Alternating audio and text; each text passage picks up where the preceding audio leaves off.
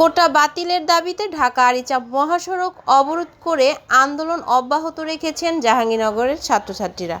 সরকারের কাছে তাদের দাবি এবং চাওয়া একটাই, কোটা মুক্ত চাই।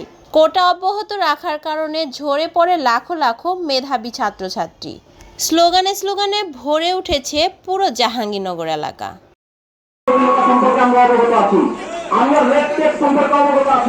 আমাদেরকে এটা বললে হবে না, আমরা কমিশন করে ফেলেছি, তোমরা উঠে যাও, আমরা এটা মানবো না।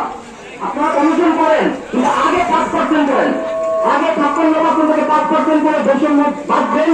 5% থেকে যদি একটু বাড়াতে হয় বা কমাতে হয়, সেটা তখন কমিশন আসতে ধীরে স্টাডি করে ফেলবে। কিন্তু বৈষম্য যাতে এখন থেকেই দূরীভূত হয়ে যায়, তো 5% আমরা এই মুহূর্তেই পাচ্ছি। এই বিষয়টি সবাই পরিষ্কার থাকবেন। এখন এই আন্দোলন চালিয়ে যাচ্ছি, জনদুর্ভোগ করছি, স্পষ্ট করে বলতে চাই